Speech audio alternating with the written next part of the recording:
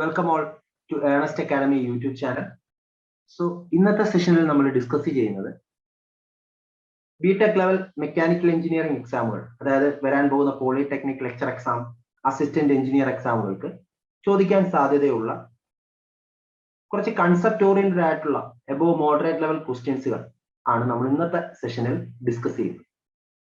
So once again I welcome you all to the session. ഒന്നാമത്തെ question heat and mass transfer എന്ന് പറയുന്ന സബ്ജക്റ്റിൽ നിന്നുള്ള ഒരു ക്വസ്റ്റ്യൻ ആണ്.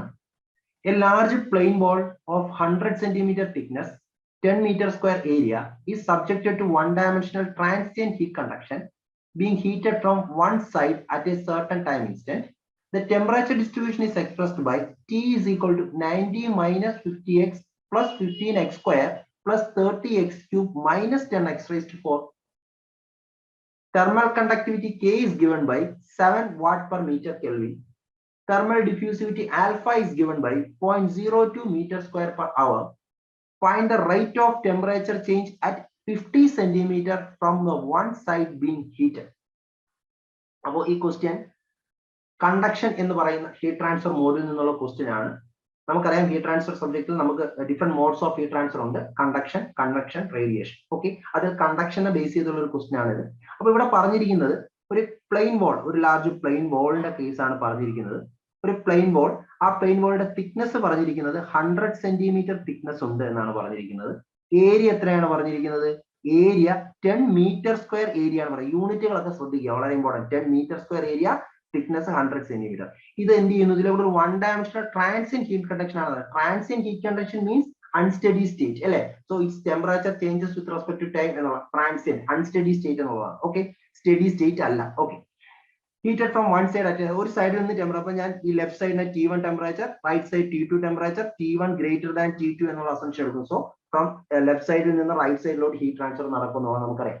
അപ്പൊ അങ്ങനെ ഹീറ്റ് ട്രാൻസ്ഫർ നടക്കുമ്പോൾ അതൊരു അൺസ്റ്റഡി സ്റ്റേറ്റ് ആയതുകൊണ്ട് ഈ ടെമ്പറേച്ചർ ഡിസ്ട്രിബ്യൂഷൻ എന്ന് പറയുന്നത് 90 minus 50x. ആ temperature ഡിസ്ട്രിബ്യൂഷന്റെ profile T is equal to 90 minus 50x plus 15x square plus 30x cube minus 10x raised to 4. ഇതാണ് ടെമ്പറേച്ചർ ഡിസ്ട്രിബ്യൂഷൻ പ്രൊഫൈൽ തന്നിരിക്കുന്നത്.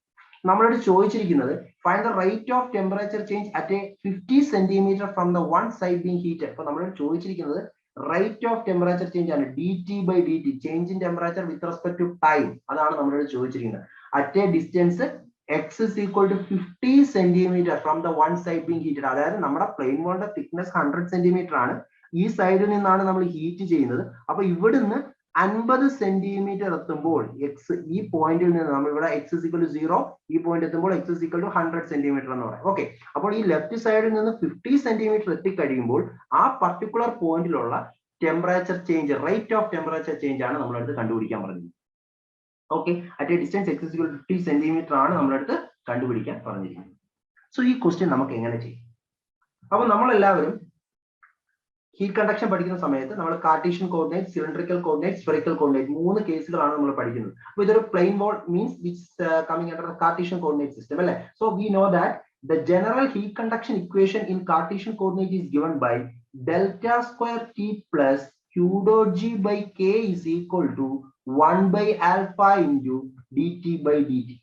Okay, delta square T plus Q dot G by K is equal to 1 by alpha into dt. ഇവിടെ delta square T means it is the 3 ഡയറക്ഷനിലുള്ളതാണ്. in x direction, y direction, z direction. അതായത് delta square T എന്ന് പറഞ്ഞാൽ d square T by dx square plus d square T by dy square plus d square T by dz square. 3 direction നമ്മൾ consider ചെയ്യുമ്പോഴാണ് നമ്മൾ അതിനെ generally delta square T എന്നുള്ള notation വെച്ച് നമ്മൾ ഡിനോട്ട് ചെയ്യുന്നത്. പക്ഷെ ഇവിടെ അവർ പറഞ്ഞിട്ടുണ്ട് it is in one dimensional transient, which means ഒരു ഡയറക്ഷനിൽ മാത്രമേ ഹീറ്റ് ട്രാൻസ്ഫർ ഉള്ളൂ. So I take just in x direction. So y ഡയറക്ഷനിലെയും z ഡയറക്ഷനിലെയും ഹീറ്റ് ട്രാൻസ്ഫർ ഞാൻ എന്തെടുത്തു?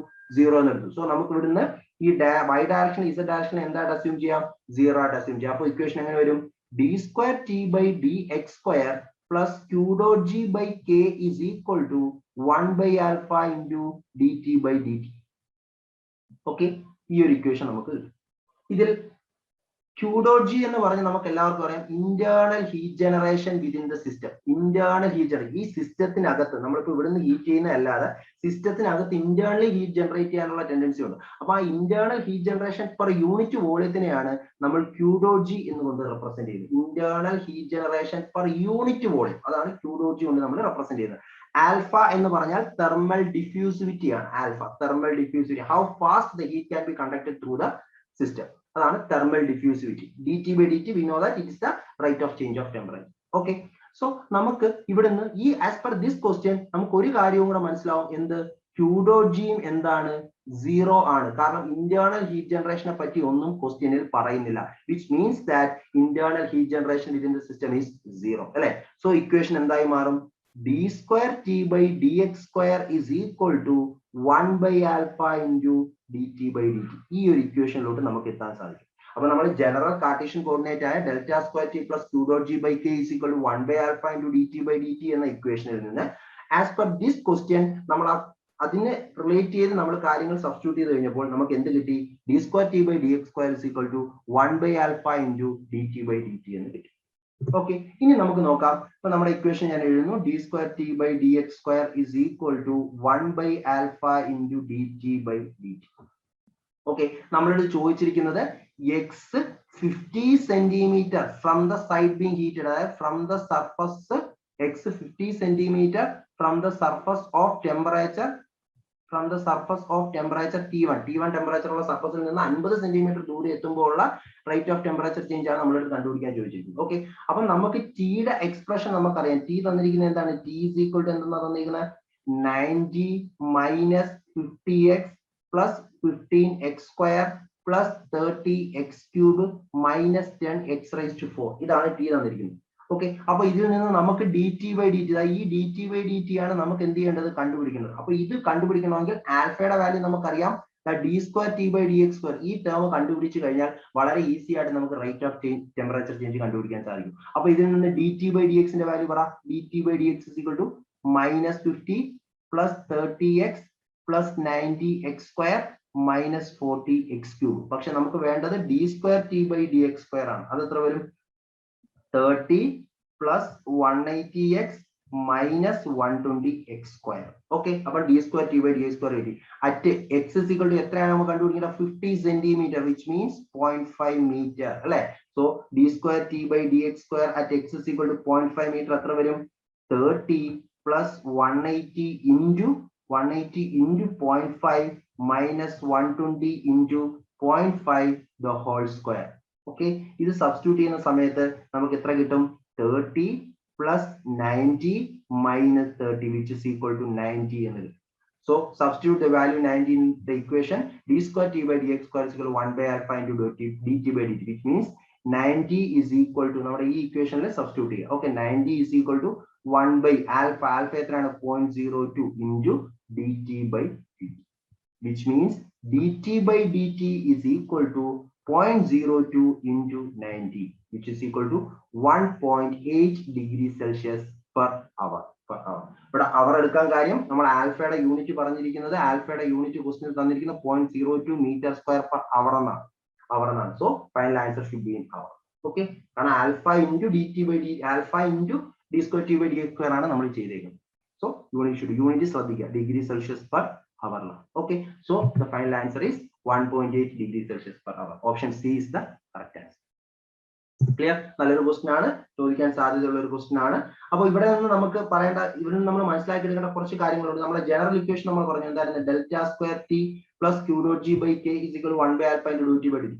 ഈ general equation delta square T plus Q dot G by k is equal to 1 by alpha into dt by dt. Okay, ഈ general equation ഞാൻ കുറച്ച് conditions apply ചെയ്യുമ്പോൾ നമുക്ക് കിട്ടുന്ന ഇക്വേഷൻസ് നമ്മൾ ഓരോ നെയിമിൽ പറയും. കറക്റ്റ് ആ ഇക്വേഷൻ ഡയറക്റ്റ് തിയറി ക്വസ്റ്റ്യൻ ആയിട്ട് ചോദിച്ച് കണ്ടിട്ടുണ്ട് PSC എക്സാം. അപ്പൊ അതും കൂടെ നമുക്ക് ഇതിന്റെ റിലേറ്റ് ചെയ്ത് ഒന്ന് മനസ്സിലാക്കി വെച്ചിരിക്കാം. ഒന്നാമത്തെ കേസ് ഞാൻ എന്തെടുക്കുന്നു? സ്റ്റഡി സ്റ്റേറ്റ് എടുക്കുന്നു. സ്റ്റഡി സ്റ്റേറ്റ് എന്ന് പറഞ്ഞാൽ എന്താ? With respect to time there is no temperature change. So നമുക്കറിയാം dt by dt എന്തായി പോകും? 0 ആയി പോകും. ഈ capital D means temperature, small t means time ആണ്. സോ സ്റ്റഡി സ്റ്റേറ്റ് ആകുമ്പോൾ dt by dt 0. ഈ കണ്ടീഷൻ നമ്മൾ ഈ ഇക്വേഷനിൽ കൊടുക്കുമ്പോൾ എന്ത് കിട്ടും? Delta square T plus Q dot G by k equal to 0 എന്ന് കിട്ടും അല്ലെ? ഈ ഇക്വേഷൻ നമ്മൾ പറയുന്ന പേരാണ് പോയിസോൺ ഇക്വേഷൻ. എന്ത് ഇക്വേഷൻ? Poisson equation. അപ്പോൾ സ്റ്റഡി സ്റ്റേറ്റിലാവുമ്പോൾ heat conduction equation reduce to Poisson equation. So delta square T plus Q dot G by K equal to 0. ഇനി രണ്ടാമത്തെ condition without internal heat generation. Internal heat generation ഇല്ല എന്നുള്ള assumption. Steady state എന്ന് പറഞ്ഞിട്ടില്ല, only assumption എന്താണ്? Without internal heat generation. അപ്പൊ ഏത് 0 ആയി പോകും? ക്യൂ ഡോട്ട് ജി, അതാണ് internal heat generated per unit volume ആണ് ക്യൂ ഡോട്ട് ജി. അപ്പൊ അതെന്തായി പോയി? 0 ആയി പോയി. അപ്പൊ ഇക്വേഷൻ എങ്ങനെ വരും? Delta square T is equal to 1 by alpha into dt by dt. Delta square t is equal to 1 by alpha into dt by dt. ഈ ഇക്വേഷൻ നമ്മൾ പറയുന്ന പേരാണ് ഡിഫ്യൂഷൻ ഇക്വേഷൻ. എന്താണ്? Diffusion equation. ഇതിനെ നമ്മൾ പറയുന്ന പേരാണ് ഡിഫ്യൂഷൻ ഇക്വേഷൻ. ഓക്കെ. ഇനി രണ്ടും ഒരു സ്റ്റഡി സ്റ്റേറ്റും ഇന്റേണൽ ഹീറ്റ് ജനറേഷൻ രണ്ടും ഇല്ല എന്നുള്ള അസംഷൻ എടുത്തൊക്കെ. വിത്തൗട്ട് സ്റ്റഡി സ്റ്റേറ്റും ആണ്, ഇന്റേണൽ ഹീറ്റ് ജനറേഷനും ഇല്ല. അപ്പൊ എന്തൊക്കെ 0 ആയി പോകും? ക്യൂ ഡോട്ട് ജി 0 ആയി പോകും, dt by dt 0 ആയി പോലെ. അപ്പൊ 2 0 ആയി പോകുമ്പോൾ നമുക്ക് ഇക്വേഷൻ എങ്ങനെ കിട്ടും? Delta square T equal to 0 എന്ന് കിട്ടും. അപ്പൊ delta square T equal to 0 എന്ന് പറയാൻ നമുക്ക് എല്ലാവർക്കും അറിയാം. ആ ഇക്വേഷൻ പറയുന്ന പേര് എന്താണ്? Laplace equation. അപ്പൊ ഈ മൂന്ന് കാര്യങ്ങളും, പോയിസോൺ ഇക്വേഷൻ എന്താണ്, ഡിഫ്യൂഷൻ ഇക്വേഷൻ എന്താണ്, ലാപ്ലേസ് ഇക്വേഷൻ എന്താണ്, ഈ മൂന്ന് കാര്യങ്ങളോട് ഇതിനെ റിലേറ്റ് ചെയ്ത് എന്ത് ചെയ്യുക? ഒന്ന് ഓർത്ത് വെച്ച്. ക്ലിയർ? ഓക്കെ. അപ്പൊ നമുക്ക് രണ്ടാമത്തെ ക്വസ്റ്റിനിലോട്ട് പോവാം. രണ്ടാമത്തെ ക്വസ്റ്റിനിൽ ഒരു ഫ്ലൂയിഡ് മെക്കാനിക്സിന്റെ ബോയൻസിയുടെ കൺസെപ്റ്റിനെ ബേസ് ചെയ്ത ഒരു ക്വസ്റ്റൻ ആണ്. ക്വസ്റ്റിന് പറഞ്ഞിരിക്കുന്ന ഇതാണ്: A metallic body floats at the interface of mercury and water in such a way that 40% of its volume is submerged in mercury and 60% is submerged in water. Find the density of the body. അപ്പൊ നമ്മളടുത്ത് പറഞ്ഞിരിക്കുന്നത് നമ്മുടെ കയ്യിൽ ഒരു metallic body ഉണ്ട്. ആ body എവിടെയാണ് float ചെയ്യുകയാണ്? വെള്ളത്തിലും മെർക്കുറിയിലുമായിട്ട് ഫ്ലോട്ട് ചെയ്യണം. അതിന്റെ ആ ബോഡിയുടെ 40% വോളിയം എവിടെ ഫ്ലോട്ട് ചെയ്യുന്നു? 40% വോളിയം മെർക്കുറിയിൽ സബ്മേർജ് ചെയ്തിട്ടുണ്ട്, 60% വോളിയം വാട്ടറിൽ സബ്മേർജ് ചെയ്തിട്ടുണ്ട്. അങ്ങനെയാണെങ്കിൽ ആ ബോഡിയുടെ ഡെൻസിറ്റി എന്താണെന്നാണ് ചോദിച്ചിരിക്കുന്നത്. ഓക്കെ. അപ്പോൾ നമ്മുടെ ബോഡി, ലെറ്റ്സ് സേ ഇതാണ് ബോഡി എന്നിരിക്കട്ടെ. ഈ ബോഡി രണ്ട് ഫ്ലൂയിഡുകളിലായിട്ടാണ്, രണ്ട് ടൈപ്പ് ഓഫ് ഫ്ലൂയിഡിലായിട്ടാണ് സബ്മേർജ് ചെയ്തിരിക്കുന്നത്. പകുതി ഇവിടെ എന്താണ്? ഇവിടെ മെർക്കുറി, ഇത് മെർക്കുറിയും ടോപ്പിൽ എന്താണ്? ടോപ്പില് വാട്ടറുമാണ്. സോ ടോപ്പിലെ വാട്ടർ. സോ ഇവിടെ ഓക്കെ, ഇവിടെ വാട്ടർ. ഓക്കെ. എന്നിട്ട് അവർ പറഞ്ഞിട്ടുണ്ട്, ക്വസ്റ്റ്യനിൽ അവർ എടുത്ത് പറഞ്ഞിട്ടുണ്ട് 40%. അപ്പം വോളിയം, ബോഡിയുടെ volume let take V B ആണ് നമ്മൾ മെറ്റാലിക് ബോഡിയുടെ വോളിയം എന്ന് എടുക്കട്ടെ. ഈ ബോഡിയുടെ 40% വോളിയമാണ് എവിടെ സബ്മേർജ് ചെയ്തിരിക്കുന്നത്? മെർക്കുറിയിൽ സബ്മേർജ് ചെയ്തിരിക്കുന്നത്. അപ്പോൾ നമുക്ക് പറയാം എന്താ ഈ വോളിയം എന്ന് പറയുന്നത് എന്താണ്? 40% of volume of the body അല്ലെ. ബോഡിയുടെ ടോട്ടൽ വോളിയത്തിന്റെ 40% മെർക്കുറിയിൽ സബ്മേർജ് ചെയ്തിരിക്കുന്നത്. സോ ഈ ഒരു പാർട്ട് എന്ന് പറഞ്ഞാൽ 0.4 ടൈംസ് വി ബി, ഈ ഒരു വോളിയം. അതേപോലെ ഈ ഒരു വോളിയം എന്തായിരിക്കും? അന്നേരം 60% of volume of the body which means 0.6 V. 60% of the volume of the ബോഡിയാണ് വാട്ടറിൽ സബ്മേർജ് ചെയ്തിരിക്കുന്നത്. അങ്ങനെയാണ് നമ്മളോട് ചോദിച്ചിരിക്കുന്നത് ഈ ബോഡിയുടെ ഡെൻസിറ്റി എന്താണെന്നാണ് ക്വസ്റ്റ്യൻ. ബോഡിയുടെ ഡെൻസിറ്റി എന്താണെന്നാണ് ക്വസ്റ്റ്യൻ. ഓക്കെ. അപ്പൊ നമുക്ക് ബോയൻസി പഠിക്കുന്ന സമയത്ത് നമ്മൾ എല്ലാവരും പഠിച്ചിട്ടുള്ള കൺസെപ്റ്റ് ആണ് അല്ലെ. പ്രിൻസിപ്പിൾ ഓഫ് ഫ്ലോട്ടേഷൻ എന്ന് പറയുന്ന കൺസെപ്റ്റ് നമുക്ക് എല്ലാവർക്കും അറിയാവുന്നതാണ്. എന്താണ്? Wait of the body. നമ്മളൊരു ബോഡി എടുത്ത് വെള്ളത്തിലോട്ട് ഇമേഴ്സ് ചെയ്ത് കഴിഞ്ഞാൽ ആ ബോഡിയിൽ ഒരു അപ്വേർഡ് ഫോഴ്സ് ആക്ട് ചെയ്യും. ആ ആക്ട് ചെയ്യുന്ന ഫോഴ്സിനെയാണ് നമ്മൾ ബോയൻസി ഫോഴ്സ് എന്ന് പറയുന്നത് അല്ലെ. ബോയന്റ് ഫോഴ്സ് എന്ന് പറയുന്നത്. ആ ബോയന്റ് ഫോഴ്സ് ആക്ട് ചെയ്യുന്നത് എവിടെയാണ്? It's a point through which the buoyant force acts is called the centre of buoyancy. ആ ബോയന്റ് ഫോഴ്സ് ആക്ട് ചെയ്യുന്ന പോയിന്റിനെയാണ് നമ്മൾ എന്തെന്ന് പറയുന്നത്? സെന്റർ ഓഫ് ബോയൻസി എന്ന് പറയുന്നത്. ആ സെന്റർ ഓഫ് ബോയൻസി എന്ന് പറയുന്നത് എവിടെയാണെന്നാണ് നമ്മൾ പഠിച്ചിട്ടുള്ളത്? ആ ബോഡി വെള്ളത്തിൽ ഇമേഴ്സ് ചെയ്യുന്ന സമയത്ത് എന്തുമാത്രം ഫ്ലൂയിഡുകളാണോ ആ ബോഡിയിൽ നിന്ന് ഡിസ്പ്ലേസ് ചെയ്ത് പോയത്, ആ ഫ്ലൂയിഡിന്റെ സെന്റർ ഓഫ് ഗ്രാവിറ്റി ആയിരിക്കും നമ്മൾ പറയുന്നത്. അതായത് centre of buoyancy is defined as the point on which it is the center of gravity of the displaced fluid. ആ ബോഡി വെള്ളത്തിൽ ഇമേഴ്സ് ചെയ്ത സമയത്ത് എന്തുമാത്രം ഫ്ലൂയിഡ് ഡിസ്പ്ലേസ് ചെയ്ത് പോയി, ആ ഫ്ലൂയിഡിന്റെ സെന്റർ ഓഫ് ഗ്രാവിറ്റി, ഡിസ്പ്ലേസ് ചെയ്ത് പോയ ഫ്ലൂയിഡിന്റെ സെന്റർ ഓഫ് ഗ്രാവിറ്റി എവിടെയാണോ അവിടെയാണ് എന്ത് ആക്ട് ചെയ്യുന്നത്? സെന്റർ ഓഫ് ബോയൻസി ആക്ട് ചെയ്യുന്നുള്ള കൺസെപ്റ്റ് നമുക്കറിയാം. ഓക്കെ. അപ്പൊ നമുക്ക് അപ്ലൈ ആവുന്ന ഇക്വേഷൻ എന്ന് പറയുന്നത് വെയിറ്റ് ഓഫ് ദ ബോഡി, ബോഡിയുടെ weight of body is equal to weight of fluid displaced. Weight of body is equal to weight of fluid displaced. Okay. Weight എന്ന് പറഞ്ഞാൽ നമുക്ക് എല്ലാവർക്കും അറിയാം. വെയിറ്റ് എന്താണ്? mg. Weight is equal to mg. Density, density is equal mass by volume ആണ്. So mass എന്ന് പറയുന്നത് എന്താണ്? നമുക്ക് എല്ലാവർക്കും പറയാം ഡെൻസിറ്റി ഇൻറ്റു വോളിയം എന്ന് പറയാം. Density into volume. So m is equal to rho into v എന്ന് നമുക്ക് എല്ലാവർക്കും പറയാം. Mass is equal to density into volume.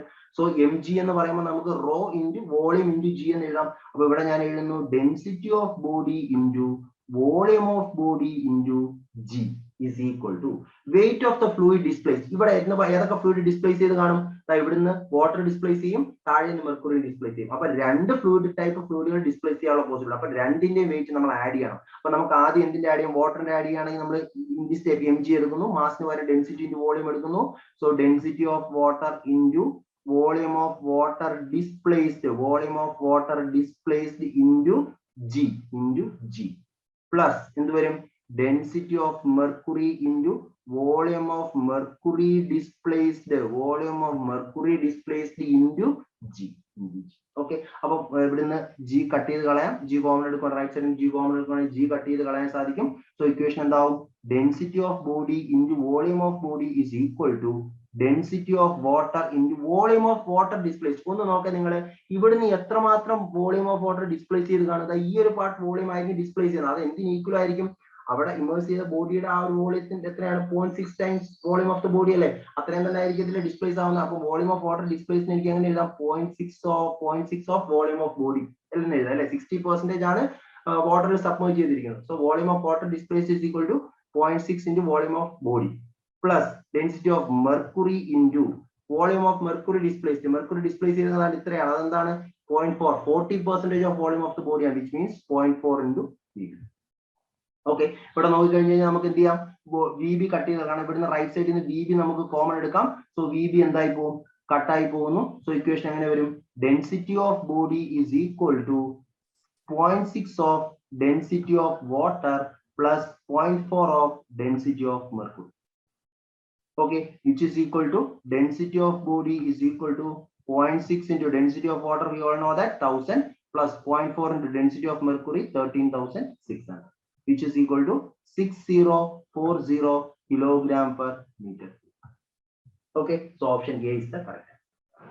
So ഈ ക്വസ്റ്റ്യൻ നമ്മൾ കറക്റ്റ് ആയിട്ട് മനസ്സിലാക്കാം. ഇനി ഇങ്ങനെ ഒരു ക്വസ്റ്റ്യൻ കണ്ടു കഴിഞ്ഞാൽ യാതൊരു കാരണവശാലും നമ്മൾ ആദ്യം തൊട്ടേ വരേണ്ട കാര്യമില്ല. ഇങ്ങനെ ഹാഫ് ഇത്ര പെർസെന്റേജ് ഒരു ഫ്ലൂയിഡിൽ, ഇത്ര പെർസെന്റേജ് വേറൊരു ഫ്ലൂയിഡിലാണെങ്കിൽ നമ്മൾ ഈ ഒരു കൺസെപ്റ്റ് ഓർത്തിരുന്നാൽ ആ ബോഡിയുടെ ഡെൻസിറ്റി എന്ന് പറയുന്നത് ആ എത്ര പെർസെന്റേജ് ആണോ കറസ്പോണ്ടിങ് ഫ്ലൂയിഡിൽ കിടക്കുന്ന എത്ര പെർസെന്റേജ് ആണോ അതേ into density of that fluid plus percentage into മെർക്കുറിയിൽ എത്ര പെർസെന്റേജ് ആണോ അതേ ഇൻറ്റു ഡെൻസിറ്റി ഓഫ് ദാറ്റ്. ആ രീതിയിൽ നമുക്ക് ഡയറക്റ്റ് ആയിട്ട് എന്ത് ചെയ്യാം? സൊല്യൂഷനിലോട്ട് വരാം. Okay, clear? നല്ലൊരു ക്വസ്റ്റ്യൻ ആണ്, എല്ലാവർക്കും മനസ്സിലായെന്ന് വിചാരിക്കും. ഓക്കെ, അപ്പൊ നമുക്ക് നെക്സ്റ്റ് ക്വസ്റ്റ്യനിലോട്ട് പോയാലോ? നെക്സ്റ്റ് ക്വസ്റ്റ്യൻ തെർമോഡൈനാമിക്സിലെ എൻട്രോപ്പി ബേസ് ചെയ്തുള്ള ഒരു ക്വസ്റ്റ്യൻ ആണ്. A Carnot engine produces 1000 kilojoule of work operating between the temperature 800 Kelvin and 400 Kelvin. What is the entropy change of the sink during heat rejection from an engine? Okay, അപ്പൊ നമ്മളിവിടെ പറഞ്ഞിരിക്കുന്ന ഒരു Carnot engine രണ്ട് temperature ലിമിറ്റുകൾക്ക് operate ചെയ്യുന്നു. So let's say 800 Kelvin എന്ന് എടുത്തു. ഇവിടെ ഒരു എഞ്ചിൻ ഓപ്പറേറ്റ് ചെയ്യുന്നു. ലോ ടെമ്പറേച്ചർ റിസർവെയർ പറഞ്ഞിരിക്കുന്നത് 400 Kelvinലാണ്. ഓക്കെ, നമുക്ക് എല്ലാവർക്കും അറിയാം ഒരു എഞ്ചിനിൽ ഹീറ്റ് ട്രാൻസ്ഫർ ചെയ്യുന്ന ഹൈ ടെമ്പറേച്ചറിൽ നിന്ന് ലോ ടെമ്പറേച്ചറിലോട്ടാണ്. അങ്ങനെ ഹീറ്റ് ട്രാൻസ്ഫർ ചെയ്യുന്ന സമയത്ത് നമുക്ക് വർക്ക് എന്തായിട്ട് കിട്ടും? ഔട്ട്പുട്ട് ആയിട്ട് കിട്ടും. ഈ ബേസിക് കൺസെപ്റ്റ് ഒക്കെ നമുക്ക് എല്ലാവർക്കും അറിയാം. ഇനി ഇവിടെ സിങ്ക് എന്ന് പറഞ്ഞേക്കുന്നുണ്ടോ? സിങ്ക് എന്താണ് ഈ സിങ്ക് എന്ന് പറയുന്നത്? നമ്മൾ എല്ലാവരും പഠിച്ചിട്ടുണ്ട്. തെർമൽ എനർജി റിസർവെയർ എന്ന് പറയുന്ന കൺസെപ്റ്റ് പഠിച്ചിട്ടുണ്ട്. എന്താ തെർമൽ എനർജി റിസർവെയറിന്റെ പ്രത്യേകത? ഇത് ഹീറ്റ് സ്റ്റോർ ചെയ്ത് വെക്കുന്ന ഒരു റിസർവെയർ ആണ്. അതാണ് തെർമൽ എനർജി റിസർവെയർ. പക്ഷേ അതിന്റെ പ്രത്യേകത it should have infinite heat capacity. Infinite heat capacity ഉള്ള റിസർവെയറിനെയാണ് നമ്മൾ എന്തെന്ന് പറയുന്നത്? തെർമൽ എനർജി റിസർവെയർ എന്ന് പറയുന്നത്. ഓക്കെ, അപ്പൊ എന്താ ഇൻഫിനിറ്റ് ഹീറ്റ് കപ്പാസിറ്റി ഉണ്ടെങ്കിൽ അതിന്റെ പെക്യുലാരിറ്റി എന്താണ്? അതായത് ഒരു റിസർവെയർ തെർമൽ എനർജി റിസർവെയർ ആണെങ്കിൽ അതിനകത്ത് എത്ര ഹീറ്റ് നഷ്ടപ്പെട്ടാലും അതിന് എത്ര ഹീറ്റ് കിട്ടിയാലും ടെമ്പറേച്ചർ റിമെയിൻസ് കോൺസ്റ്റന്റ്. ടെമ്പറേച്ചറിന് യാതൊരു മാറ്റവും ഉണ്ടായിരിക്കില്ല. അത് എത്രമാത്രം ഹീറ്റ് വേണമെങ്കിലും ലിബറേറ്റ് ചെയ്യും, എത്രമാത്രം ഹീറ്റ് വേണമെങ്കിലും അബ്സോർബ് ചെയ്യുകയും ചെയ്യും. പക്ഷെ ടെമ്പറേച്ചറിന് എന്തുണ്ടായിരിക്കത്തില്ല? ചേഞ്ച് ഉണ്ടായിരിക്കത്തില്ല. Temperature always remains constant. Okay, അപ്പൊ ഇതിനെയാണ് നമ്മൾ തെർമൽ എനർജി റിസർവെയർ എന്ന് പറയുന്നത്. ഓക്കെ, അപ്പൊ ഈ തെർമൽ എനർജി റിസർവെയർ ആക്ച്വലി നമ്മൾ രണ്ട് ടൈപ്പ് ആയിട്ടാണ് എടുക്കുന്നത്, സോഴ്സും സിങ്കും. Source and sink. സോഴ്സ് എന്ന് പറയാൻ ആ പേരിനകത്ത് തന്നെ സോഴ്സ് എന്താണ്? അതിൽ നിന്ന് ഹീറ്റ് എന്ത് ചെയ്യും? എപ്പോഴും എന്ത് ചെയ്യും? ലിബറേറ്റ് ചെയ്തുകൊണ്ടിരിക്കും. സിങ്ക് എന്ന് പറഞ്ഞാൽ എന്താണ്? അത് എപ്പോഴും ഹീറ്റിനെ എന്ത് ചെയ്യും? അബ്സോർബ് ചെയ്തുകൊണ്ടിരിക്കും. അപ്പൊ സോഴ്സും സിങ്കും എന്ന് പറയുന്ന രണ്ടും എന്ത് തന്നെയാണ്? തെർമൽ എനർജി റിസർവെയർ ആണ്. അതിൽ നിന്ന് നമ്മൾ മനസ്സിലാക്കേണ്ടത് അതിനകത്തോട്ട് ഹീറ്റ് വന്നാലും ഹീറ്റ് ലിബറേറ്റ് ചെയ്താലും ടെമ്പറേച്ചർ എന്തായിരിക്കും എന്ന്?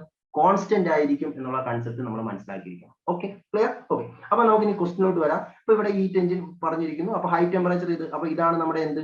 സോഴ്സ് എന്ന് പറയുന്നത്. ഇതാണ് എന്ത്? സിങ്ക് എന്ന് പറയുന്നത്. ഓക്കെ, അപ്പൊ ഹൈ ടെമ്പറേച്ചറിൽ ഹീറ്റ് വന്നു. സോ Q1 ഹീറ്റ് ഞാൻ എടുത്തു.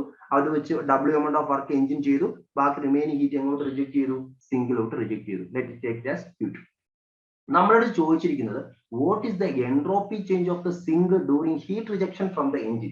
അതായത് നമുക്കറിയാം ഒരു സിസ്റ്റത്തിൽ എൻട്രോപ്പി ചേഞ്ച് സംഭവിക്കാനുള്ള കാര്യം എന്തൊക്കെയാണ്? ഒന്നുകിൽ ഹീറ്റ് ഇന്ററാക്ഷൻ മൂലം എന്തുണ്ടാവാം? എൻട്രോപ്പി ചേഞ്ച് ഉണ്ടാവും അല്ലെ, അല്ലെങ്കിൽ ആ സിസ്റ്റത്തിനകത്ത് എന്തെങ്കിലും ഇറിവേഴ്സിബിലിറ്റി അല്ലെങ്കിൽ ഒരു എന്തെങ്കിലും ഫ്രിക്ഷൻ അങ്ങനെയൊക്കെയുള്ള എന്തെങ്കിലും ഫാക്ടറുകൾ മൂലം എന്തുണ്ടാവും? എൻട്രോപ്പി ജനറേഷൻ ഉണ്ടാവും അല്ലെ. അതിനെ നമ്മൾ എൻട്രോപ്പി ഡ്യൂ ടു ഇറിവേഴ്സിബിലിറ്റി എന്നൊക്കെ പറയാറുണ്ട്. അപ്പൊ ഹീറ്റ് ട്രാൻസ്ഫർ മൂലമാണ് മെയിൻ ആയിട്ട് എൻട്രോപ്പി ചേഞ്ച് ഉണ്ടാവുന്നത്. അപ്പൊ നമ്മളിവിടെ നോക്കുമ്പോൾ നമുക്കറിയാം ഈ എഞ്ചിൻ 800 കെൽവിൻ ടെമ്പറേച്ചറിന് ഹീറ്റിനെ അബ്സോർബ് ചെയ്തു, വർക്ക് ചെയ്തു, കുറച്ച് ഹീറ്റ് 400 കെൽവിൻ സിങ്കിലോട്ട് റിജക്ട് ചെയ്തു. അപ്പോൾ ഈ സിങ്കിന് കുറച്ച് ഹീറ്റ് കിട്ടുന്നുണ്ട് അല്ലെ. ആ ഹീറ്റ് കിട്ടുന്നത് മൂലം സിങ്കിൽ എന്തുണ്ടാവാനുള്ള ചാൻസ് ഉണ്ട്? എൻട്രോപ്പി ചേഞ്ച് ആവാനുള്ള സാധ്യതയാണ്. ആ എൻട്രോപ്പി ചേഞ്ച് എത്രയാണ് എന്നാണ് നമ്മളടുത്ത് ചോദിച്ചത്. What is the entropy change of the sink during heat rejection from the engine. Okay, അപ്പൊ നമുക്ക് എല്ലാവർക്കും ബേസിക്കലി അറിയാം change entropy equation ds is equal to change in entropy എന്ന് പറയുന്നത് heat absorbed or heat rejected divided by absolute temperature. അതാണ് നമ്മുടെ equation. Heat absorbed or heat rejected divided by absolute temperature. Absolute temperature means temperature should be in Kelvin എന്നുള്ളതാണ്. Okay, അപ്പൊ നമുക്കിവിടെ ഏതെടുത്ത് entropy change കണ്ടുപിടിക്കേണ്ടത്? സിംഗിലെയാണ്. സിംഗിലാകുമ്പോൾ നമുക്കറിയാം അവിടുത്തെ ടെമ്പറേച്ചറിന് മാറ്റമില്ല, കാരണം അതൊരു തെർമൽ എനർജി റിസർവർ ആണ്. സോ ടി റിമെയിൻസ് കോൺസ്റ്റന്റ്, എത്ര തന്നെ 400 കെൽവിനെ തന്നെ ഇരിക്കും. ഇതിനകത്തൊരു ഹീറ്റ് വന്നുകൊണ്ടിരിക്കുക. ആ വരുന്ന ഹീറ്റ് ഏതാണ്? Q2 ആണ് അല്ലെ. അപ്പോൾ ds is equal to എന്തെന്ന് നമുക്ക് എഴുതാം? Q2 by W. അങ്ങോട്ട് വരുന്ന ഹീറ്റ് Q2 ആണ്, W അല്ല, by T2 means അവിടുത്തെ temperature 400 which is equal to Q2 by 400. ഇത് ചെയ്ത് കഴിഞ്ഞാൽ നമുക്ക് എന്ത് കിട്ടും? എൻട്രോപ്പി ചേഞ്ച് കിട്ടും. ഈ സിങ്കിലെ എന്ത് കിട്ടും? എൻട്രോപ്പി ചേഞ്ച് കിട്ടും. അപ്പൊ ഇത് കണ്ടുപിടിക്കണമെങ്കിൽ നമുക്ക് എന്ത് വേണം? ഈ എഞ്ചിൻ റിജക്ട് ചെയ്യുന്ന ഹീറ്റ് എത്രയാണ് എന്ന് നമുക്കറിയാം. ഈ സിങ്ക് എഞ്ചിൻ റിജക്ട് ചെയ്യുന്ന ഹീറ്റ് എത്രയാണെന്ന് നമുക്കറിയാം. അപ്പൊ നമുക്കിവിടെ ഹീറ്റ് റിജക്ഷൻ എന്ന് ഇവിടുന്ന് എഞ്ചിനാണ് ഹീറ്റ് റിജക്ട് ചെയ്യുന്നത്, പക്ഷെ ആ ഹീറ്റ് സിങ്ക് എന്ത് ചെയ്യണം? അബ്സോർബ് ചെയ്യണം. അപ്പൊ സിങ്കിനെ വിത്ത് റെസ്പെക്ട് ആണ് നമ്മൾ പറയുന്നത്. സോ ഹീറ്റ് അബ്സോർപ്ഷൻ എന്താണ്? ഒരു സിസ്റ്റത്തിനകത്ത് ഒരു ഹീറ്റ് വന്നാൽ അത് പോസിറ്റീവ് ആണ്. സോ വിത്ത് റെസ്പെക്ട് സിങ്ക് പറയുന്നതുകൊണ്ട് ഹീറ്റിന്റെ സൈൻ കണ്ടീഷൻ എന്തായിട്ട് തന്നെ നമുക്ക് എടുക്കാം? പോസിറ്റീവ് ആയിട്ട് തന്നെ നമുക്ക് എടുക്കാം, പ്രശ്നമില്ല. ഓക്കെ, അപ്പൊ Q2 by എന്താണ്? അവിടുത്തെ ടെമ്പറേച്ചർ 400. അപ്പൊ നമുക്ക് Q2 ഈ സിങ്കിനകത്തോട്ട് വരുന്ന ഹീറ്റ് എത്രയാണെന്ന് കണ്ടുപിടിക്കണം. അതാണ് നമ്മുടെ അടുത്ത ഓക്കെ. അതിന് വേണ്ടി അവർ എന്ത് പറഞ്ഞിട്ടുണ്ട്? ഇത് കാർനോട്ട് എഞ്ചിൻ ആണെന്ന് പറഞ്ഞിട്ടുണ്ട്. നമുക്കറിയാം കാർനോട്ട് എഞ്ചിന്റെ എഫിഷ്യൻസിയുടെ ഇക്വേഷൻ എന്താണ്? High temperature minus low temperature divided by high temperature അല്ലെ. ഇവിടെ ഹൈ ടെമ്പറേച്ചർ എത്രയാണ്? 800 minus low temperature 400 divided by high temperature 800 അല്ലെ. ഇക്വേഷൻ എത്ര വരും answer? 400 by 800 which is equal to 0.5. 50% ആണ് ഈ എഞ്ചിന്റെ എന്ത്? എഫിഷ്യൻസി എന്ന് പറയുന്നത്. കാർനോട്ട് എഞ്ചിൻ ആണ്. സോ മാക്സിമം എഫിഷ്യൻസി എത്രയാണ്? 50%. അത് തന്നെയാണ് നമ്മുടെ ഈ എഞ്ചിന്റെ എഫിഷ്യൻസി ആയിട്ട് എടുക്കാം. ഈ എഞ്ചിന്റെ എഫിഷ്യൻസി നോർമൽ ബേസിക് ഇക്വേഷൻ എന്താണ്? Work divided by heat supplied. Heat supplied ഏതാണ്? Q1. So which is equal to work നമുക്ക് തന്നിട്ടുണ്ട്. എത്രയാണ്? An engine produces 1000 kilojoule of work. So 1000 divided by Q1 which implies Q1 is equal to 1000 by efficiency 0.5 which is equal to 2000 kilojoule. അപ്പൊ ഇവിടുന്ന് supply ചെയ്ത heat നമുക്ക് എത്രയാണെന്ന് കിട്ടി? 2000 കിലോജൂൾ ആണ് കിട്ടി. അപ്പൊ 2000 കിലോജൂൾ ആണ് 800 കെൽവിനിൽ നിന്ന് വന്നത്. ആ 2000 കിലോജൂൾ യൂട്ടിലൈസ് ചെയ്ത് എഞ്ചിൻ എന്ത് ചെയ്തു? ഒരു 1000 കിലോജൂൾ വർക്ക് ചെയ്തു. ബാക്കി ഹീറ്റ് എത്രയാണ് റിജക്ട് ചെയ്യുന്നത്? നമുക്ക് എങ്ങനെ? നമുക്ക് വേണ്ടത് ഹീറ്റ് റിജക്ഷൻ ആണ്. അപ്പോൾ Q2 നമുക്ക് എങ്ങനെ കിട്ടും? Q2 is equal to Q1 minus W എന്ന് എഴുതാം. കാരണം Q1 ആണ് എഞ്ചിനിലോട്ട് വന്നത്. ആ Q1 2000 കിലോജൂൾ വെച്ച് എഞ്ചിൻ എന്ത് ചെയ്തു? 1000 കിലോജൂൾ വർക്ക് ചെയ്തു. അപ്പൊ 2000 നിന്ന് 1000 പോയി. ബാക്കി എത്രയാണുള്ളത്? 1000. സോ 1000 ആയിരിക്കും എങ്ങോട്ട് വരുന്നത്? സിങ്കിലോട്ട് വരുന്നത്. So 2000 minus 1000 which is equal to 1000 കിലോജൂൾ. അപ്പൊ നമുക്ക് എന്ത് കിട്ടി? സിങ്കിലോട്ട് വരുന്ന ഹീറ്റ് എത്രയാണെന്ന് കിട്ടി. ഇനി എന്ത് ചെയ്താൽ മതി? എൻട്രോപ്പി ചേഞ്ച് കണ്ടുപിടിക്കാൻ. ആ സിങ്കിലോട്ട് വരുന്ന ഹീറ്റ് ഡിവൈഡഡ് ബൈ അവിടുത്തെ അബ്സല്യൂട്ട് ടെമ്പറേച്ചർ. അപ്പൊ എത്ര വരും? Entropy change ds is equal to dq by t ആണ്. അപ്പൊ എത്രയാണ് വരുന്ന ഹീറ്റ്? 1000 ആണ്. 1000 ഡിവൈഡ് ബൈ അവിടുത്തെ absolute temperature 400. So which is equal to 10 by 4 which is equal to 2.5 kilojoule per Kelvin. Okay, കാരണം കിലോജൂൾ എടുക്കാൻ കാര്യം നമുക്ക് ഹീറ്റിന്റെ യൂണിറ്റ് 1000 കിലോജൂളിലാണ്. നമുക്ക് തന്നിരിക്കുന്ന എല്ലാം കിലോജൂളിലാണ്, ടെമ്പറേച്ചർ കെൽവിനാണ്. So we can put unit as kilojoule per kelvin. So 2.5 kilojoule per kelvin. So option D is the correct answer. ഇവിടെ 2.5 ഉണ്ട്, അത് ജൂളിലാണ്. പക്ഷെ നമുക്ക് ഇവിടെ തന്നിരിക്കുന്ന വർക്ക് എല്ലാം കിലോജൂളാണ്. സോ നമുക്ക് കിട്ടുന്ന ഹീറ്റ് എഞ്ചിൻ തന്നെയാണ് യൂണിറ്റ് കിലോജൂളിലാണ്. Clear? Okay.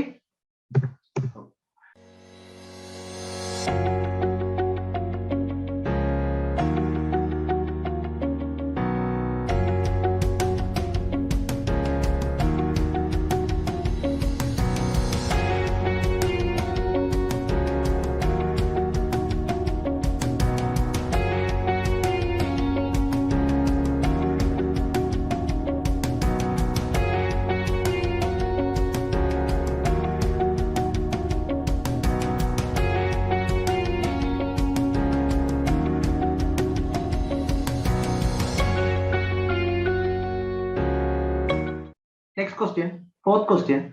A compound gear train with gears P, Q, R, S has number of teeth 20, 40, 15, 20 respectively.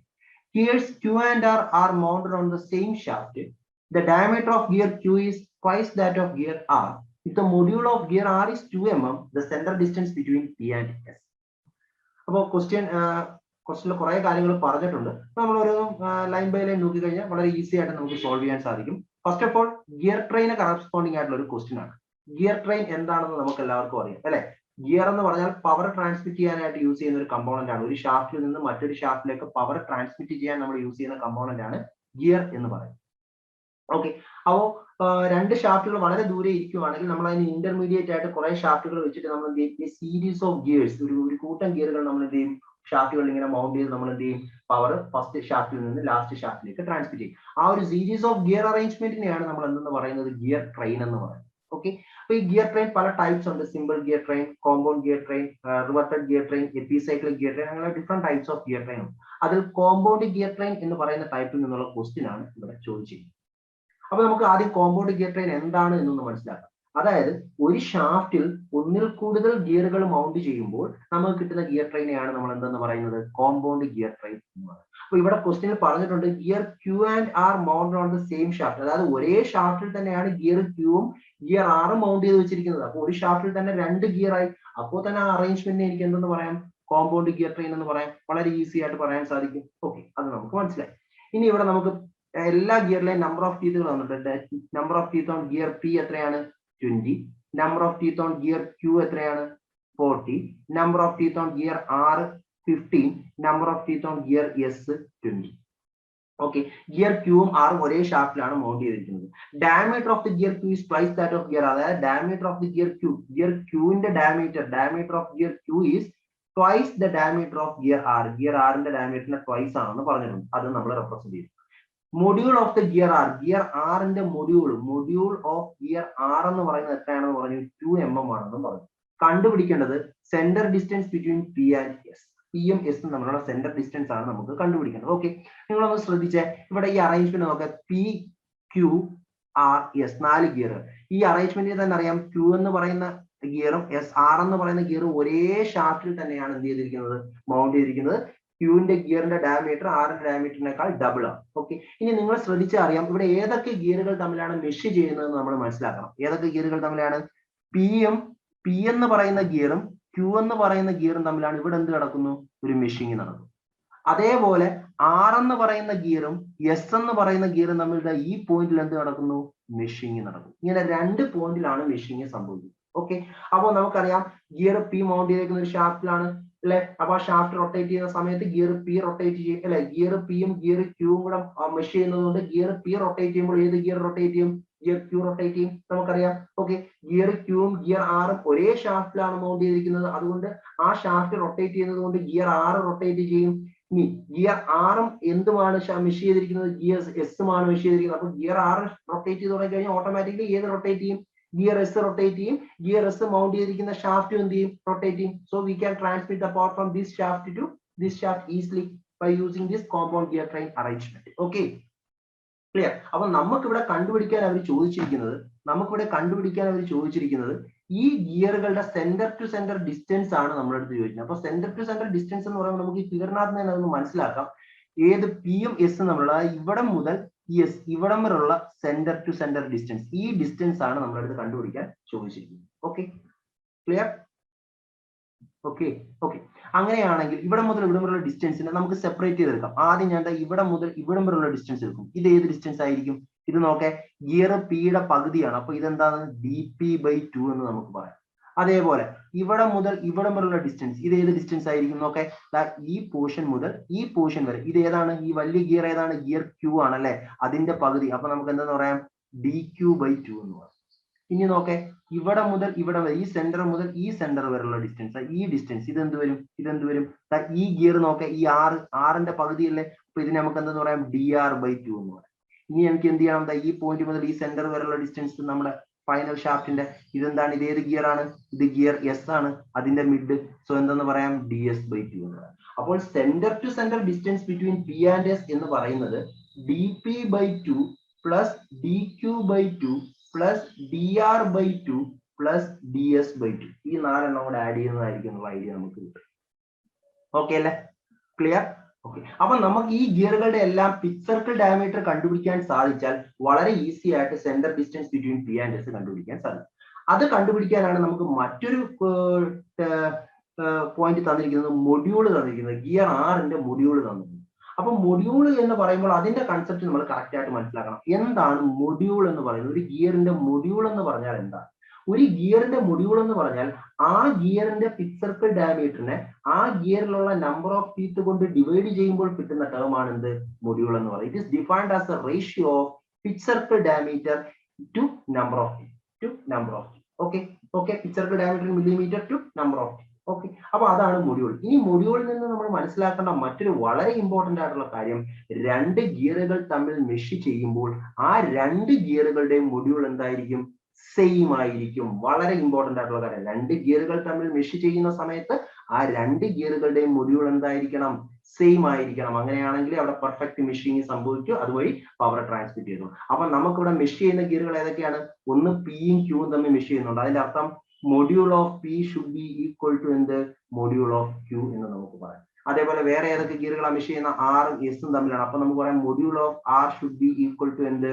Module of S എന്ന് നമുക്ക് പറയാം. ഈ രണ്ട് കാര്യങ്ങൾ നമുക്ക് പറയാം. ഓക്കെ ആണോ?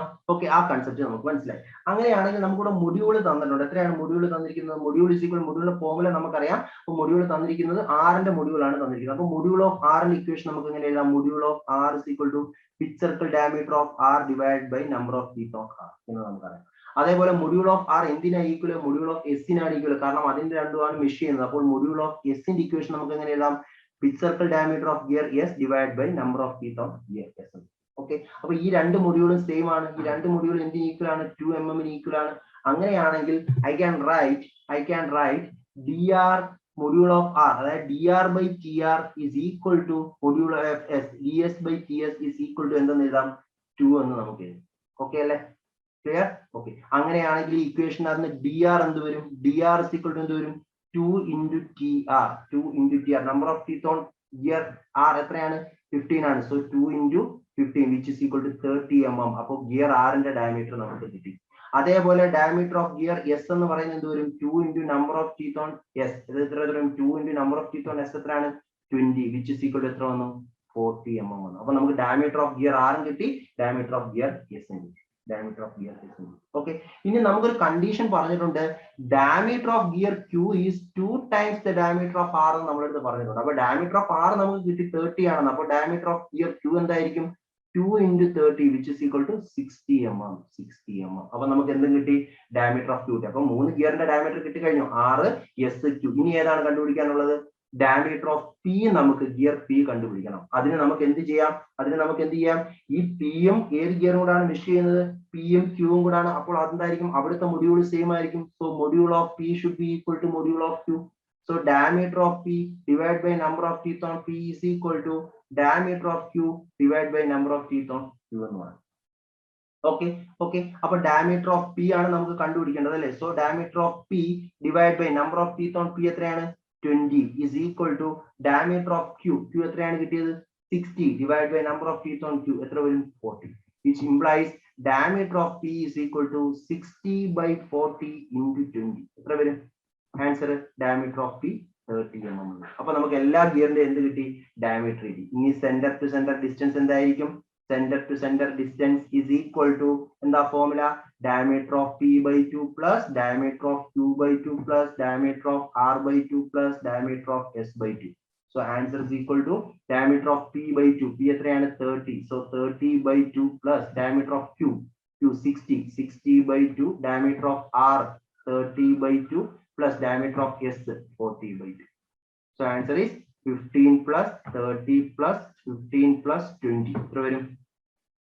15, 30, 60, 80. So 80 mm is the answer. 80 mm. So center to center distance between the P and S is 80 mm. Option B is the correct answer.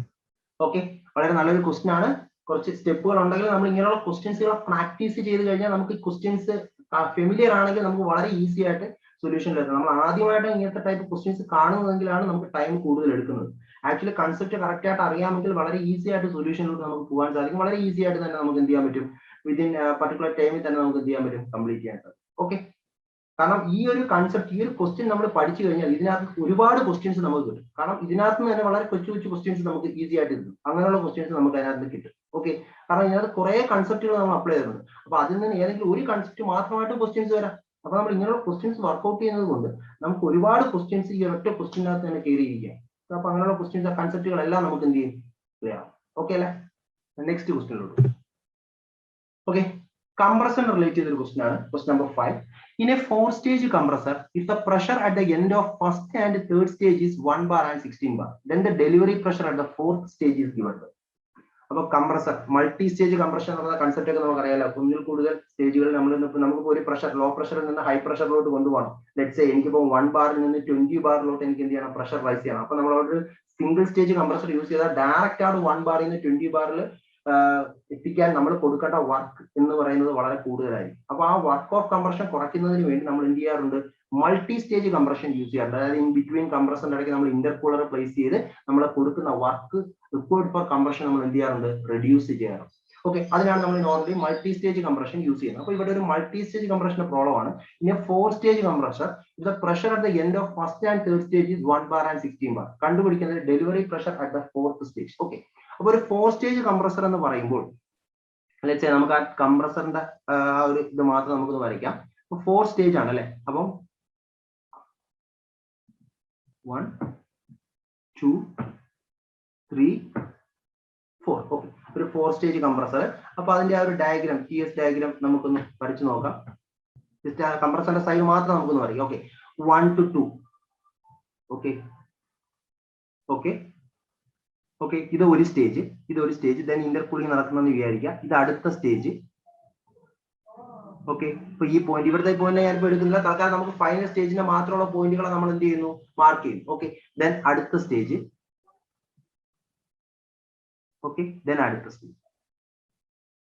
Okay, അപ്പൊ 4-stage കംപ്രസർ എന്ന് പറയുമ്പോൾ ഇതാണ് നമ്മുടെ സ്റ്റേജ് 1, ഇത് സ്റ്റേജ് 2, ഇത് സ്റ്റേജ് 3, ഇത് stage 4. Okay ആണല്ലോ. Okay, അപ്പൊ ഇന്ന 4-stage കംപ്രസർ, അപ്പൊ N is equal to എന്താണ്, 4 ആണ്. 4 സ്റ്റേജുകളുണ്ട്.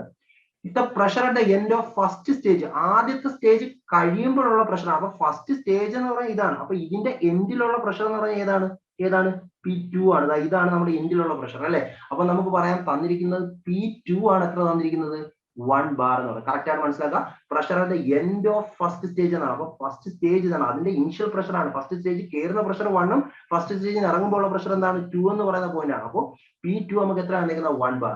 അതേപോലെ അറ്റ് ദ എൻഡ് ഓഫ് ഏത് സ്റ്റേജ്, തേർഡ് സ്റ്റേജ് എന്ന് പറയുന്നത് ഇതാണ് തേർഡ് സ്റ്റേജ്. അപ്പൊ ആ തേർഡ് സ്റ്റേജിൽ കയറുന്ന പ്രഷർ ആണ് P3, ഇറങ്ങുന്ന പ്രഷർ ഏതാണ്, തേർഡ് സ്റ്റേജിൽ P4 ആണ്. So P4 is equal to എത്രയാണ് തന്നിരിക്കുന്നത്, 16 bar. കണ്ടുപിടിക്കേണ്ടത് delivery pressure at the 4th stage. 4th സ്റ്റേജിലെ ഡെലിവറി പ്രഷർ ആണ് നമ്മൾ കണ്ടുപിടിക്കാൻ ചെയ്യുന്നത്. 4th സ്റ്റേജിലെ ഡെലിവറി പ്രഷർ എന്ന് പറയുമ്പോൾ ഇതാണ് നമ്മുടെ 4th സ്റ്റേജ്. അവിടുത്തെ ഡെലിവറി പ്രഷർ എന്ന് പറയുമ്പോൾ ഇറങ്ങുന്ന പ്രഷർ ഏതാണ് കണ്ടുപിടിക്കേണ്ടത്, P5 ആണ് നമ്മളെടുത്ത് കണ്ടുപിടിക്കാൻ ചെയ്യുന്നത്. ഇതാണ് ക്വസ്റ്റ്യൻ. എല്ലാവർക്കും ക്ലിയർ അല്ലേ? ഓക്കെ, ഒരു 4-stage കംപ്രസർ 2 സ്റ്റേജുകൾ, ഫസ്റ്റ് സ്റ്റേജും തേർഡ് സ്റ്റേജും കഴിയുമ്പോൾ പ്രഷർ തന്നിട്ടുണ്ട്. കണ്ടുപിടിക്കേണ്ടത് 4th സ്റ്റേജ് കഴിയുമ്പോൾ pressure. 4th stage means final pressure, which means P5. അപ്പൊ നമുക്ക് കംപ്രസറിനകത്ത് മൾട്ടി സ്റ്റേജ് കംപ്രഷന്റെ സമയത്ത് നമ്മൾ കുറച്ച് കാര്യങ്ങൾ പഠിക്കുന്നുണ്ട്. അതായത് ഒരു N സ്റ്റേജ് കംപ്രഷന്റെ കേസിൽ, if it is an N stage compression, then Pn+1 divided by P1 is equal to P2 by P1 the whole raised to n. ഇങ്ങനെ ഒരു ഇക്വേഷൻ നമ്മൾ അവിടെ നിന്ന് ഡിറൈവ് ചെയ്യുന്നത്. Pn+1 by P1 is equal to P2 by P1 the whole raised to. ഇതൊരു generalised equation ആണ്.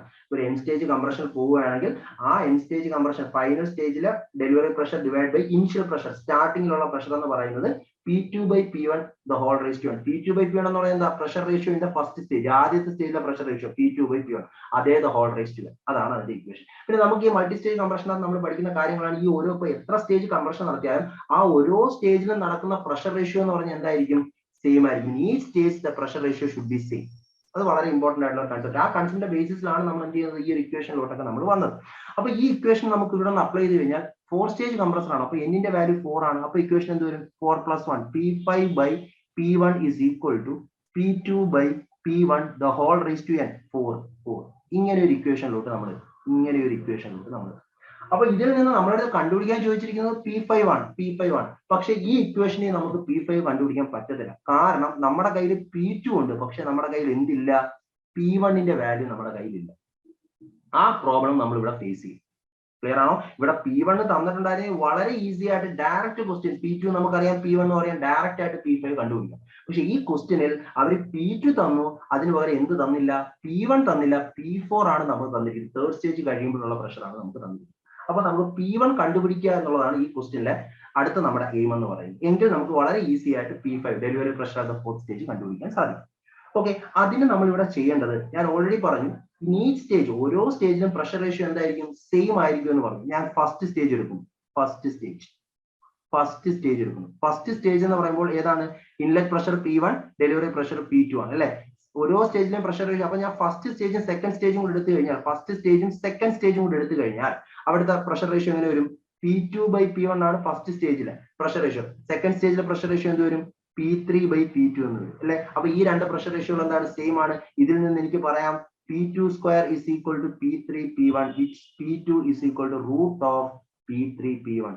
Okay, clear. അപ്പൊ നമുക്ക് എന്ത് കിട്ടി, ഈ P1നും P3ക്കും ഇടയ്ക്കുള്ള ഇന്റർമീഡിയറ്റ് പ്രഷർ എന്ന് പറയുന്നത് അതിന്റെ രണ്ടിന്റെയും ജിയോമെട്രിക് മീൻ ആണ്. നമ്മൾ നോർമലി പഠിക്കുന്ന ഒരു കാര്യമാണ്. നമുക്ക് 2-3 പ്രഷർ ലൈനുകൾ ഉണ്ടെങ്കിൽ അതിന്റെ പെർഫെക്റ്റ് ആയിട്ടാണ് നടക്കുന്നതെങ്കിൽ അതിന്റെ ഇന്റർമീഡിയറ്റ് പ്രഷർ എന്ന് പറയുന്നത് പെർഫെക്റ്റ് ഇന്റർകൂളിംഗ് ആണെങ്കിൽ ഇന്റർമീഡിയറ്റ് പ്രഷർ എന്ന് പറയുന്നത് അതിന്റെ ജിയോമെട്രിക് മീൻ ആണെന്ന് പറഞ്ഞു. അപ്പൊ ഈ ഒരു കൺസെപ്റ്റിൽ നിന്നാണ് നമ്മൾ പറയുന്നത് pressure ratio should be same എന്നുള്ള ഒരു കൺസെപ്റ്റിൽ നിന്നാണ് നമുക്ക് P2 is equal to root of P3/P1 എന്ന് കിട്ടും. ക്ലിയർ അല്ലേ? ഓക്കെ. പക്ഷെ ഈ ഇക്വേഷനിൽ നിന്ന് നമുക്കിപ്പോ കണ്ടുപിടിക്കാൻ പറ്റില്ല. കാരണം P2 നമുക്കറിയാം, P1 വേണം, പക്ഷെ നമ്മളതിൽ എന്തില്ല, P3 ഇല്ല. അപ്പൊ ഈ ഇക്വേഷൻ നമുക്ക് ഇപ്പൊ യൂസ് ചെയ്യാൻ പറ്റില്ല. ഇതേപോലെ നമുക്ക് എന്ത് ചെയ്യാം, അടുത്ത സ്റ്റേജ് ഒന്ന് അപ്ലൈ ചെയ്യാം.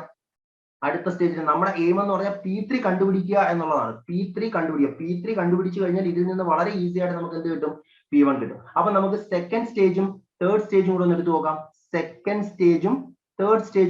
നോക്കാം. അപ്പൊ എങ്ങനെ ഒരു സെക്കൻഡ് സ്റ്റേജ് തേർഡ് സ്റ്റേജ് എടുക്കുമ്പോൾ P3/P2 is equal to P4/P3 എന്ന് പറയാം. ഇതിൽ നിന്ന് എനിക്ക് പറയാം P3 is equal to എന്തെന്ന്, root of P2/P4 എന്ന് പറയാൻ സാധിക്കും. P3 is equal to root of P2/P4. അപ്പൊ ഇപ്പൊ നോക്കുമ്പോൾ നമ്മളെ P2 ഉണ്ട്, P4 ഉണ്ട്. ഇത് സബ്സ്റ്റിറ്റ്യൂട്ട് ചെയ്താൽ നമുക്ക് എന്ത് കിട്ടും, P3 കിട്ടും. ആ P3 കൊണ്ട് നമ്മുടെ നേരത്തെ പറഞ്ഞ ഇക്വേഷൻ കൊടുത്താൽ അവിടെ നമുക്ക് എന്ത് കിട്ടും, P1.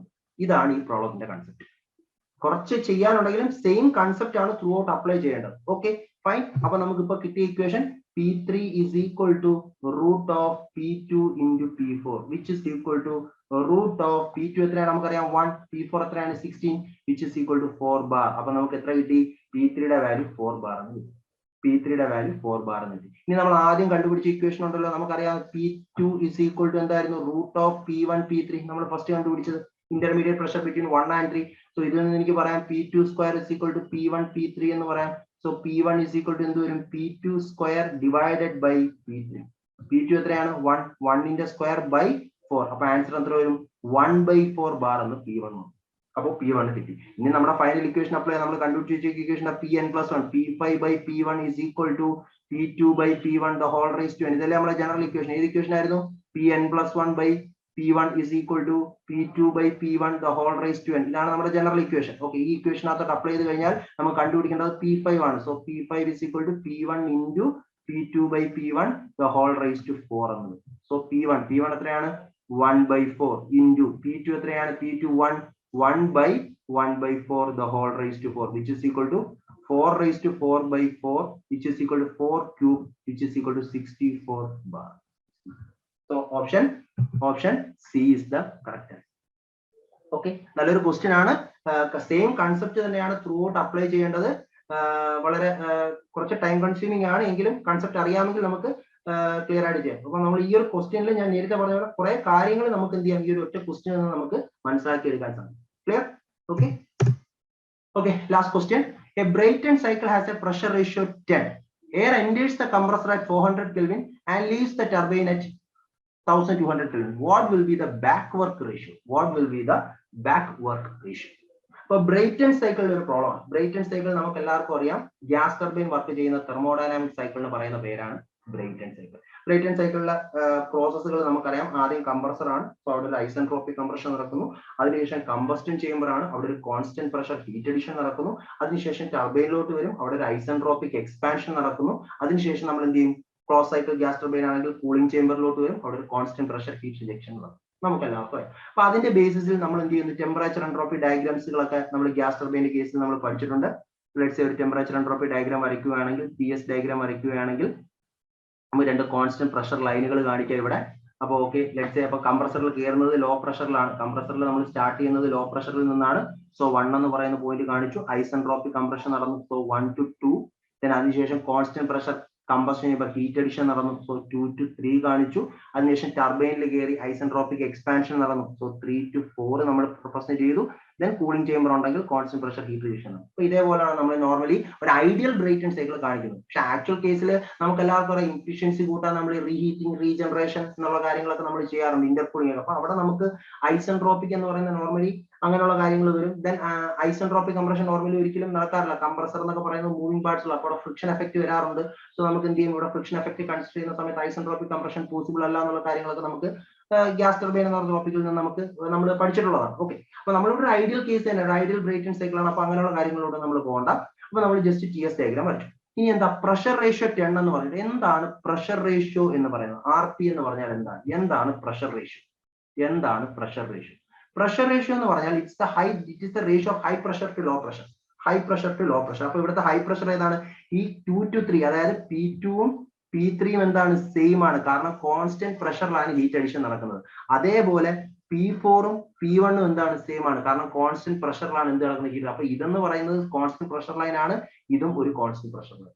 അപ്പൊ പ്രഷർ റേഷ്യോ എന്ന് പറഞ്ഞാൽ high pressure by low pressure, അതായത് P2 by P1. അത് തന്നെയാണ് എന്തെന്ന് പറയുന്നത്, P3 by P4 എന്ന് പറയുന്നത്. ഇതിന്റെ വാല്യൂ ആണ് എത്ര തന്നിരിക്കുന്നത്, 10 എന്ന് തന്നിരിക്കുന്നത്. Okay, clear? ഇനി air enters the compressor at 400. അപ്പൊ എയർ കയറുന്ന പോയിന്റ്, കംപ്രസറിൽ എൻട്രി പോയിന്റ് ആണ് 1. അപ്പൊ നമുക്ക് തന്നത് T1 എത്രയാണ് തന്നിരിക്കുന്നത്, 400 Kelvin തന്നിട്ടുണ്ട്.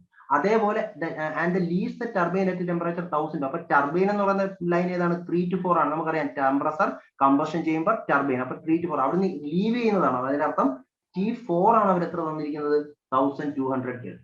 ചോദിച്ചിരിക്കുന്നത് what will be the back work ratio. Back work ratio എന്താണെന്നാണ് ചോദിച്ചത്. നമ്മുടെ റാങ്കൈൻ സൈക്കിൾ പഠിക്കുന്ന സമയത്തും ബ്രൈറ്റൺ സൈക്കിൾ ഒക്കെ പഠിക്കുന്ന സമയത്ത് നമ്മൾ രണ്ട് റേഷ്യോകൾ പഠിക്കുന്നത്, വർക്ക് റേഷ്യോയും back work ratio. First of all ഞാൻ ഡിഫൈൻ ചെയ്യാം എന്താണ് ബാക്ക് വർക്ക് റേഷ്യോ എന്ന് പറയുന്നത്. ബാക്ക് വർക്ക് റേഷ്യോ എന്ന് പറഞ്ഞാൽ ഇറ്റ് ഇസ് എ നെഗറ്റീവ് വർക്കാണ്. അതായത് നെഗറ്റീവ് വർക്കിന് കറസ്പോണ്ട്, അതായത്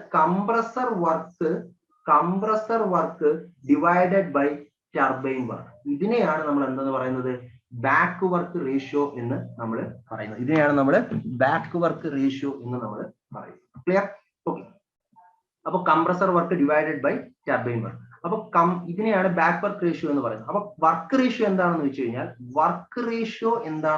it is defined as the ratio of net work divided by turbine work. Net work to turbine വർക്കിനെയാണ് നമ്മൾ വർക്ക് റേഷ്യോ എന്ന് പറയുന്നത്. കംപ്രസർ വർക്ക് ബൈ ടർബൈൻ വർക്കിനെയാണ് നമ്മൾ എന്തെന്ന് പറയുന്നത്, ബാക്ക് വർക്ക് റേഷ്യോ എന്ന് പറയുന്നത്. അപ്പൊ നെറ്റ് വർക്ക് എന്ന് പറയുന്നത് നമുക്ക് എല്ലാവർക്കും അറിയാം. നെറ്റ് വർക്ക് മീൻസ് ഇതിനകത്ത് ഇപ്പൊ നോക്കുകയാണെങ്കിൽ കംപ്രസറിനകത്ത് ഒരു വർക്ക് കൊടുക്കുന്നു, ടർബൈനിൽ നമുക്ക് വർക്ക് കിട്ടുന്നു. അപ്പൊ നെറ്റ് വർക്ക് എന്ന് പറയുമ്പോൾ നമുക്കറിയാം ടർബൈൻ വർക്ക് മൈനസ് കംപ്രസർ വർക്കാണ്, ഡിവൈഡഡ് ബൈ എന്ത്, turbine work, which is equal to 1 minus compressor work by turbine work. അപ്പൊ ഇതിൽ നിന്ന് നമുക്ക് വേറൊരു ഇക്വേഷനിലോട്ട് വരാം. വർക്ക് റേഷ്യോ എന്ന് പറഞ്ഞാൽ 1 മൈനസ് ഈ compressor work by turbine work എന്താണ് നമ്മൾ ഓൾറെഡി പറഞ്ഞു ബാക്ക് വർക്ക് റേഷ്യോ ആണ്. അപ്പൊ 1 മൈനസ് ബാക്ക് വർക്ക് റേഷ്യോ ആണ് വർക്ക് റേഷ്യോ എന്ന് പറയുന്ന കൺസെപ്റ്റിലോട്ട് നമുക്ക് വരാം. കാരണം PSCക്ക് ഡയറക്റ്റ് ക്വസ്റ്റ്യൻ ചോദിക്കാം.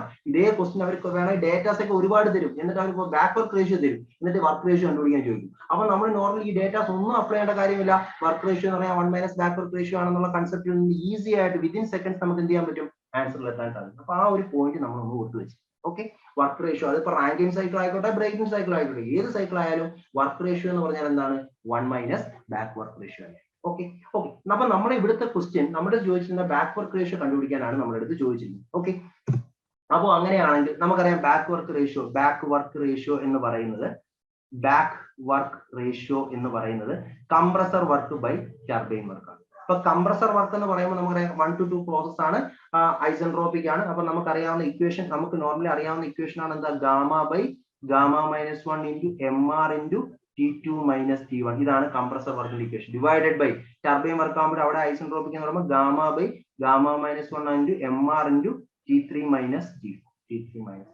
ഓക്കെ, അപ്പൊ ഇവിടെ actually MR R gamma by gamma minus 1 ആണ് നമ്മൾ CP എന്ന് പറയുന്നത്. അപ്പൊ ഈ equation MCP into T2 minus T1 MCP into T2 minus T1 divided by MCP into T3 minus T4 ഇങ്ങനെ ഡയറക്റ്റ് ആയിട്ട് എഴുതാം. കാരണം R gamma by gamma minus 1 ആണ് നമ്മൾ സ്പെസിഫിക്കഡ് കോൺസ്റ്റന്റ് പ്രഷർ എന്ന് പറയുന്നത്. Okay, so we can replace by using that equation also. അപ്പൊ ഇവിടുന്ന് എങ്ങനെയായാലും നമുക്ക് final equation back work ratio എന്ന് പറയുന്നത് എന്ത് കിട്ടും? T2 minus T1 divided by T3 minus T4 ഇങ്ങനെ ഒരു ഇക്വേഷൻ നമുക്ക് കിട്ടും. നമ്മൾ നോർമലി ഈ ഇക്വേഷൻ ആണ് ആദ്യമേ നമ്മൾ പഠിച്ചു വെക്കുന്നത്. നമ്മൾ ഇങ്ങനെ ഒന്നും എഴുതാനായിട്ട് നിൽക്കണം. നമുക്ക് നോർമലി ഇക്വേഷൻ ഗ്യാസ് ടർബൈൻ ഒക്കെ പഠിക്കുന്ന സമയത്ത് കാര്യങ്ങളൊക്കെ വളരെ ഡീറ്റെയിൽ ആയിട്ട് മനസ്സിലാക്കി നമുക്ക് ഈ ഇക്വേഷൻ ഡയറക്റ്റ് എഴുതാൻ സാധിക്കും. ഓക്കെ, പക്ഷെ അപ്പം നമ്മൾ നോക്കുന്ന ബാക്ക് വർക്ക് റേഷ്യോ കണ്ടുപിടിക്കാൻ T2 വേണം, T1 എല്ലാ ടെമ്പറേച്ചറും വേണം. പക്ഷെ നമ്മളെ ഏതൊക്കെ ഉള്ളൂ?